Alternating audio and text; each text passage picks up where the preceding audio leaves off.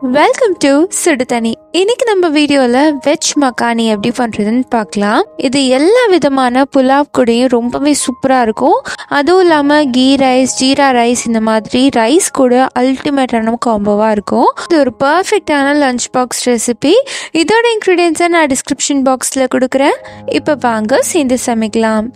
First ஒரு குக்கர்ல கொஞ்சமா தண்ணி சேர்த்திருக்கேன். இதில் ஒரு சின்ன காலிஃப்ளவரை 10 நிமிஷம் சுடு தண்ணியில் போட்டுட்டு அதுக்கப்புறம் நான் இதில் சேர்த்துருக்கேன். இதோட 1/4 கப் பட்டாணி, 1/4 கப் பீன்ஸ், ஒரு கேரட் சேர்த்துட்டு 1/2 கப் தண்ணி சேர்த்துக்கலாம். கூடவே 1/2 டீஸ்பூன் உப்பு சேர்த்துட்டு இதை மூடி ஒரு 4 விசில் வச்சு எடுத்துக்கலாம். இப்போ பார்த்தீங்கன்னா 4 விசிலுக்கு அப்புறமா இந்த காயெல்லாம் நல்லா வெந்துருச்சு. இது இருக்கட்டும். அடுத்து ஒரு பேனில் 1 டேபிள் ஸ்பூன் எண்ணெய் சேர்த்துக்கலாம். எண்ணெய் காஞ்சதும் இதில் ஒரு பெரிய வெங்காயம், 2 இன்ச் அளவு இஞ்சி, 4 பூண்டு, 10 முந்திரி பருப்பு, ஒரு பச்சை மிளகாய் சேர்த்துட்டு இதை நல்லா சாட்டே பண்ணிக்கலாம். முந்திரி பருப்பு சேர்த்திங்கன்னா தான் நல்லா க்ரீமியான டெக்ஸ்சர் வரும். நீங்கள் முந்திரி பருப்பு இல்லை அப்படின்னா கடைசியாக ஃப்ரெஷ் க்ரீம் கூட சேர்த்துக்கலாம். இதோட 2 தக்காளி சேர்த்துக்கிறேன். சேர்த்துட்டு எல்லாத்தையும் ஒன்றா வதக்கிடலாம். தக்காளி நல்லா சாஃப்ட் ஆகுற அளவுக்கு வதக்கிக்கோங்க.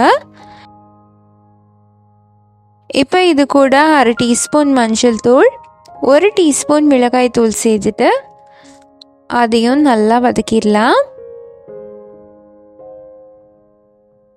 எல்லாம் ஒன்றா கலந்து வந்ததுக்கு அப்புறமா இதில் 1/2 கப் தண்ணி சேர்த்து நல்லா வேக விடுங்க. இப்போ பார்த்தீங்கன்னா தண்ணியெல்லாம் வற்றி இது நல்லா வெந்து வந்துருச்சு. இந்த மாதிரி சாஃப்ட் ஆனதுக்கப்புறமா இதை நல்லா ஆற வச்சிடலாம். ஆறினதுக்கப்புறமா இது ஒரு மிக்சியில் மாற்றி நல்லா ஃபைன் பேஸ்ட்டாக அரைச்சி எடுத்துக்கோங்க. இப்போது இது ரெடியாக இருக்குது. இது இருக்கட்டும். அடுத்து அதே பேனில் 2 டேபிள் ஸ்பூன் வெண்ணெய் சேர்த்துக்கிறேன்.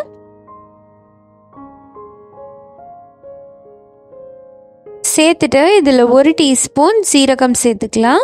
இது நல்லா பொரிஞ்சதுக்கு அப்புறமா இதில் 1 டீஸ்பூன் இஞ்சி பூண்டு விழுது சேர்த்துட்டு நல்லா வதக்கிக்கோங்க. இதோட பச்சை வாசனை போனதுக்கு அப்புறமா நம்ம ஆல்ரெடி வேக வச்சிருக்க காய்கறிகளை இதில் சேர்த்துடலாம். எல்லாத்தையும் சேர்த்துட்டு இந்த வெண்ணெயிலே நல்லா பெரட்டி வதக்கி எடுத்துக்கோங்க.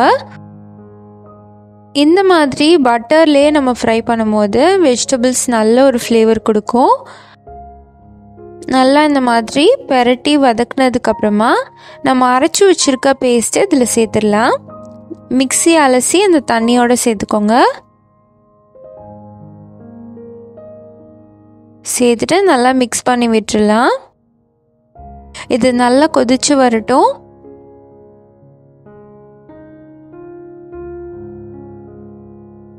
ஒரு கொதி வரும்போது இதில் 1 டீஸ்பூன் மிளகாய் தூள், 1 டீஸ்பூன் மல்லித்தூள் சேர்த்துட்டு 1/2 டீஸ்பூன் உப்பு சேர்த்து நல்லா மிக்ஸ் பண்ணிக்கலாம். நம்ம காயெல்லாம் நிறைய சேர்த்துருக்கனால காரத்தை எடுத்துடக்கூடாது. அதனால காரத்தை கரெக்டாக பேலன்ஸ் பண்ணிக்கோங்க.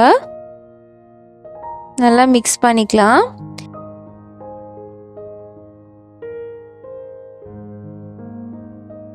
இப்போ பார்த்தீங்கன்னா இது நல்லா வெந்து ரெடி ஆயிடுச்சு.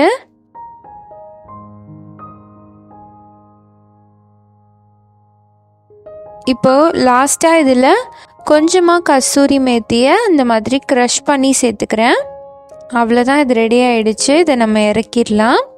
லாஸ்ட்டாக சர்வ் பண்ணும்போது கொஞ்சம் வெண்ணெய் சேர்த்து சர்வ் பண்ணுங்கள். நான் இன்றைக்கி இதை ஜீரா ரைஸோடு சர்வ் பண்ணேன். அருமையாக இருந்துச்சு.